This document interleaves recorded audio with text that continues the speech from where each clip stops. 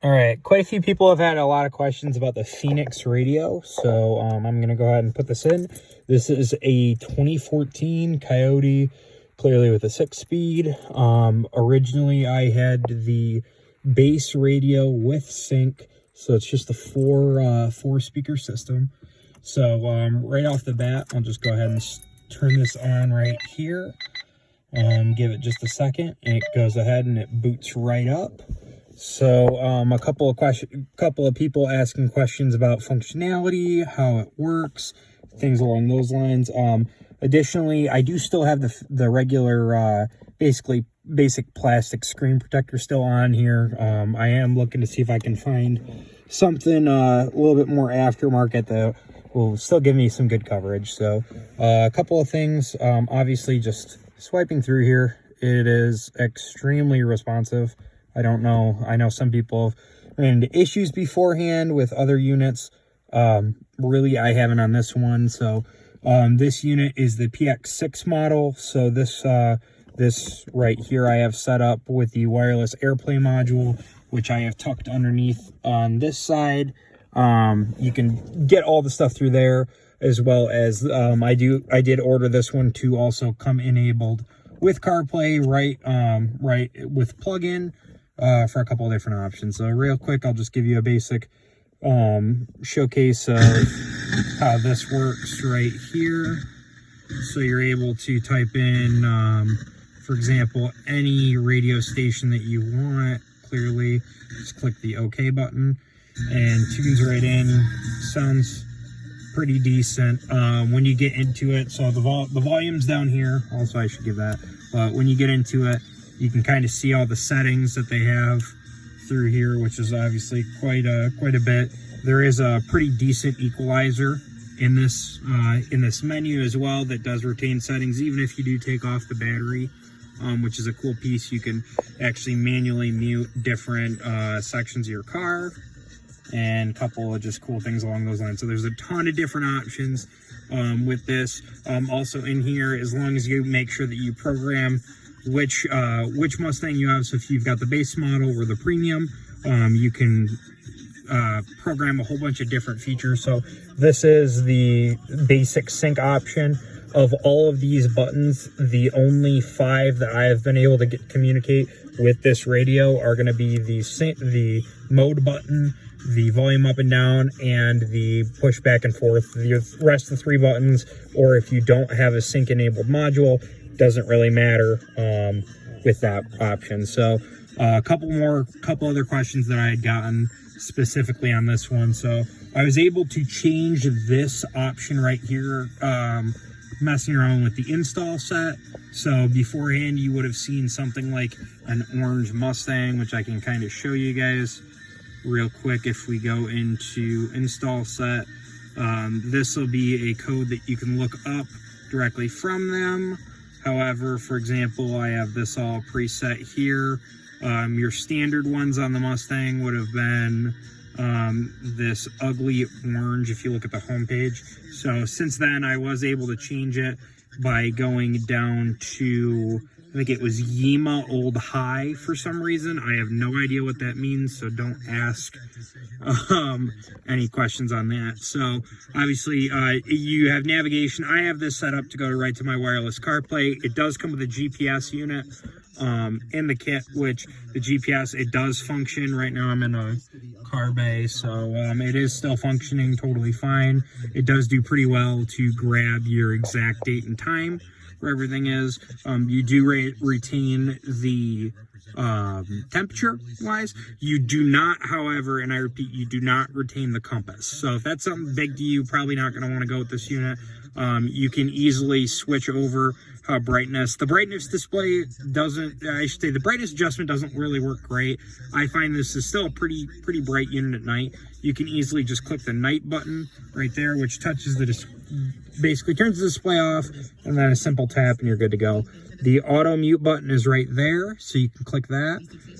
Up here, that is the main power button. as well. So I'm not going to touch it for the purpose of this video, but you can also look and see if you're USB connected, or if you want to take a look, very similar. If you have an Android phone, this looks really similar right here with everything, how you can go through all your different apps and everything that you've got going on there.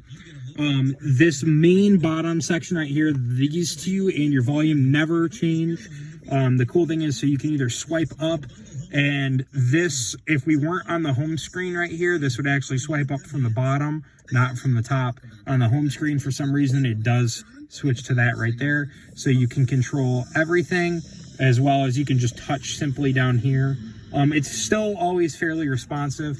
The temperature for the base model, so if you have a knob, it's not going to be the greatest of accuracy. I've noticed that I typically have to, in Michigan, I have to set what I normally would have had 3/4 or high, I have to set to either between 75 and 90 degrees to get it to heat. But all of this switches and it works awesome. It does have support for cold seats, hot seats, dual as well, if your vehicle can handle the dual option, as well as all of the automatics and manuals and switching, you know, the pull-in suction functions, as well as on here you do have your rear defrost if your vehicle has it. So right now the vehicle's off, so if I click the rear defrost, it's not going to do anything. So and then you can simply click off right there and it goes back on. It's all pretty responsive. You can do Bluetooth options as far as with your phone down here. This switches, sorry, that goes up. This also does have CAN integration, so it'll grab your RPM and your speed. They're fairly responsive. I don't know, I would definitely say not the worst, not the greatest. You can set background pictures. So if you see a Mustang in the background, you can set that, as well as you can set the boot logo. So I'll just show you guys what I have the boot logo set on mine. So again, this is the boot logo that I have set right there. There's a couple other videos that showcase it, but basically the picture needs to be a 768 by 1024. And then if I remember correctly, this logo, you can change it, you can edit it from a couple of videos I've seen. It needs to be a 1366 by 768. So there's a couple of different options there. It does have a full internet browser that you can go through and utilize if it's something you want to hook up either to your home Wi-Fi or you want a hotspot off your phone. You do have all of those options. You can install pretty much whatever apps you want on here. And then, for example, you can't drag up and down from this list like you would if you had an Android or something along those lines. However, what you can do is if you go into your regular settings, you can actually set your default map and default question, or not questions, but default whatever you want to play on here. It'll automatically load it as soon as you click this. So for example, again, so for my default map or navigation, it automatically goes to AutoKit, which is the wireless option. That is an add-on option. It doesn't come standard with the kit. So beyond that, you do have a file manager, you do have pictures. Here's a standard Bluetooth music player if you didn't want to use Android Auto or CarPlay. If you didn't want to play for it, you can still do Bluetooth. There's no issues whatsoever with that. That'll be standard no matter what. On top of that, you can do, again, I have this linked up to the plug-in Apple CarPlay. Phone Link also is basically a mirroring function, which I think I actually have uninstalled on this just because I didn't care for it. This does also have a video player on there. So if you, for some reason, if you're one of those people that wants to put a car video, I know that it had a demo for Fast and Furious on this that I deleted because it kept trying to play when I started up with it. Kind of annoying, so I just deleted it, and I don't really use that kind of stuff anyways. But the cool thing is, so you've got a bunch of different auxiliary ports in the back. This does have the ability to add, if I remember correctly, 3 cameras as well as an AV in. It does automatically come with RCA, so if you want to run a 4-channel amplifier, you can, or a subwoofer, you can. I have set up in mine, I do have a backup camera hooked up, so there is backup camera hookups directly off of the radio itself. so you don't need to worry about grabbing power or ground from your kick panel. I just grabbed it directly off here, ran it back to the camera, called it a day. There's a nice bolt underneath on the passenger side that I grabbed for the ground there. So for some reason, I haven't found out if there's another option to remove the audio mute that goes in reverse. I don't actually mind it though, so I'm probably going to keep it just for the foreseeable future. It does also look like you can do a car monitor, quote unquote, mode where you can basically give power to the rear camera or a side camera. They call it like a park monitor whenever you see fit. So I don't currently have that set up. Probably not something I'm going to utilize, just because I was more looking just for the touchscreen of it. But as you can see, I mean, I'm just scrolling through here. It's super responsive. If I showed you CarPlay, I mean, you'd see it's exactly like what you would have seen factory anywhere else. The fitment of this is super nice. As you can tell, if I had one complaint, it's that for some reason, I don't know if I need to go in with some double-sided tape or anything along those lines, but it seems like when I'm really ripping, it seems like I feel like this radio face maybe comes out maybe 1/8 of an inch, if that, and I just simply push back in, and it's totally fine. It secures with 2 7mm bolts on the bottom down there. If you have, there's a bunch of different videos for this, but if you have an automatic or a manual, basically you pop open this piece, and then you can wiggle this back and forth, and this whole section, center section, just pops out. If it's an automatic, if I remember correctly, you got to shift it back into neutral so you can take the bezel ring off. A manual, you just take your shift knob off, and then you simply disconnect that piece right there. Gives you full access to everything underneath there. It does have a back, on the back of the unit itself, it does have a USB connection, which I found is the only port that my regular CarPlay will work on. So I've routed it just basically to where my factory sync plug would have been. I ran a couple of cables just so if I wanted to charge a phone or multiple phones, I can. Other than that, I do have another cable sit down here for the wireless CarPlay module, which is this little white box that's a USB plug-in. If you guys go that route, you are going to have to install the APK that they call out for in the unit. If not, it will look like the unit doesn't work at all. Again, if you install it on here, and I just did it simply from the browser, it worked completely fine, and you can actually kind of see that's where it worked last.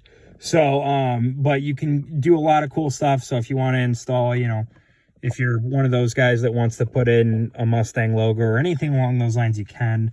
I just kind of use the same splash background, as I don't even really see this screen a whole lot. I'll either be in the radio section or the navigation section. So one of the two, it doesn't really matter. You do have the ability as well to click, you'll see little tabs at the bottom down here on the factory stuff, where you can do something like this, where it'll show, you know, whatever car you have focused here, your RPM, your mileage, or you can hit the flip, and then you see right there. And again, that's just my background screen. Yours will not be like that stock. But it works pretty well. And if I start up the car real quick, so you can kind of see right there, it does show the RPM gauge as well as your miles per hour, all those goodies right there. Again, you're not required to hook any of that up. You're not required to hook the can up. You're not required to hook the GPS up, but it'd be sure cool if you did, that's for sure. One piece of advice I would give for this, so I have ran into it where in CarPlay specifically, I end up running into situations where either the unit will freeze temporarily or not. I shouldn't say in CarPlay I run into this, but in CarPlay, basically you'll get a slight lag when you're navigating through here. And again, this will look just like your standard CarPlay module. I realize if I take my hand off it, give it probably 15 seconds or so, it will sort itself out. I am positive that this is a wireless CarPlay only issue, that if you had it wired, you wouldn't have any issue whatsoever with the unit. Beyond that, there has been a couple of times where upon startup, the screen will just stay blank, or you can, and typically speaking, if you leave your radio, as far as the radio volume up, you can hear that. If that's the case, there's a little reset button right there. I just took something cheesy like a little basically like something like that right there, just an old key thing, and if you press and hold that in there, it will reset the screen just like that. And then the total boot time when you do a screen reset like this, which you guys probably can't see right now, is it loads your boot logo that again you can change, and then it'll pop up and it'll say Android. I would say the total boot time in this stage is maybe 15 to 30 seconds, give or take, with everything said and done. That's if you run into any issues. It's pretty instantaneous. I've seen that you can do a hard reset on the module by holding it, I want to say for roughly 20 seconds, just holding that little button right there, and then boom, pops right back up. It's good to go. I do notice that when you do the reset, sometimes your it'll lose your whatever station you were on, but that doesn't really, to me, again, I don't really use a lot of that stuff, so it doesn't really matter to me in that regard. But it doesn't lose any of your settings as far as applications or anything along those lines. You don't have to reprogram your steering wheel controls or anything along those lines. You don't need to do any of that. So the only thing, like I said, the only thing you end up having to do is simply just touch right there. If it'll let me do it, of course it probably won't, so we'll have to go into settings real quick, and then you can just adjust out your time accordingly, which now it actually popped up and it worked right away for me. Pretty much no issues there. So as soon as I do that, again, so it's a minor annoyance if that does not take long at all to fix, so I don't really consider one. You can go into more settings, and this is where you'd be able to connect to a Wi-Fi hotspot or make a couple other adjustments. Again, this is the 4 GB PX6 unit with a 32 GB storage. It does not appear to be an SD card, so it is internal storage, so keep that in mind. It does say on here gives you all the information that you need there if you ever want to do any modifications or anything like this. And that's, for the most part, that's pretty much it. It'll give you some options. The guys at Phoenix Radio have been pretty helpful as far as if I've had to ask questions or anything along those lines. They've responded pretty quickly to any of the questions that I may have for them. So I really don't have too many bad things to say about them whatsoever. It's a good unit, that's for sure. Overall, I would definitely say parts, for the money, this compared to a Navos unit is probably in the range of $200 to $300 cheaper. I would say this is way more functional than any other radio that you're going to get for one of these Mustangs. Looking at all the different Maestro units and different integration pieces, I think you'd be hard-pressed to find another unit that looks honestly that clean all the way around. There is a little bit of a lip here, but I really don't mind how it looks in that regard. And in all reality, I've had very, very few issues with this product. At least give it an 8, if not a 9 out of 10. So if you guys have any other questions, feel free to make some more videos.